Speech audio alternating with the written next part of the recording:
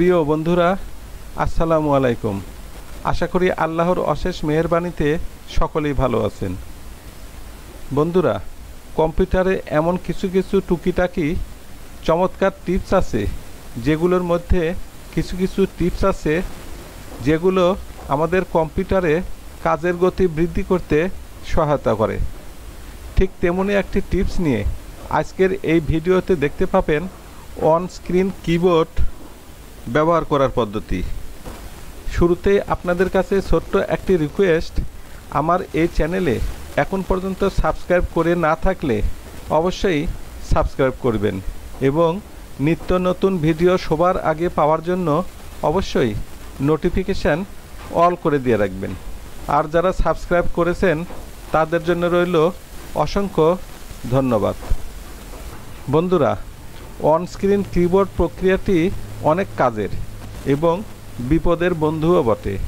কারণ কাজ করতে করতে হঠাৎ করে হয়তোবা কোনো একটি কারণে আপনার কিবোর্ডের দুই একটি কি কাজ করছে না, আশেপাশে কোনো এক্সট্রা কিবোর্ডও নেই যে সেই কিবোর্ড ব্যবহার করে বাকি কাজগুলো সেরে নেবেন। আর এই অবস্থায় জরুরি প্রয়োজনে এই অন স্ক্রিন প্রক্রিয়া ব্যবহার করে আপনার বাকি কাজগুলো সমাধা করে বিপদ থেকে উদ্ধার হতে পারবেন, যা আপনাকে হয়রানি ও পেরেশানি থেকে মুক্ত করতে পারে। কার্যক্রমটির জন্য উইন্ডোজের এই স্টার্ট মেনুতে একটি ক্লিক করে অথবা উইন্ডোজের এই সার্চ বক্সে লিখুন on screen keyboard. On screen লেখার সাথে সাথে এর উপরে দেখুন কিছু অপশান শো করছে। এবার উপরের আগত এই তালিকাগুলোর মধ্যে থেকে এই অন স্ক্রিন কিবোর্ড নির্বাচন করুন।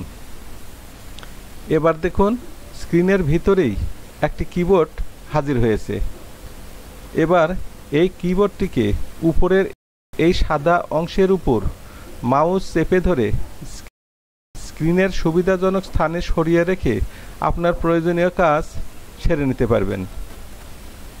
এখানে একটু স্মরণ রাখবেন, সাধারণ কিবোর্ড দ্বারা শিফট কি ব্যবহার করে আমরা যে অক্ষরগুলো টাইপ করে থাকি, এই অন স্ক্রিন কিবোর্ড দ্বারা সেটা করতে হলে প্রথমে মাউস দ্বারা শিফট কি এর উপর একটি ক্লিক করে সেই অক্ষরটিতে ক্লিক করতে হয় এবং সংযুক্ত অক্ষর টাইপ করার জন্য জি কি এর উপর একটি ক্লিক করে সেই অক্ষরটি টাইপ করতে হয়। এবার কার্সারটি টেক্সটগুলোর মধ্যে আপনার প্রয়োজনীয় জায়গায় রেখে এই কিবোর্ড থেকে মাউস ব্যবহার করে টাইপিংয়ের কাজগুলো সেরে নিন। মনে করুন কার্সার যেখানে রাখা আছে আমি সেখানে লিখব মাউস।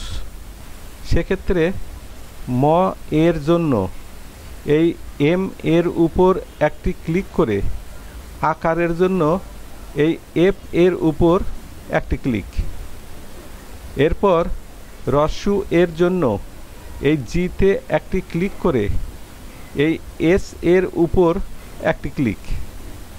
এবার স বা দন্ত স এর জন্য নর্মালি এই এন এর উপর একটি ক্লিক।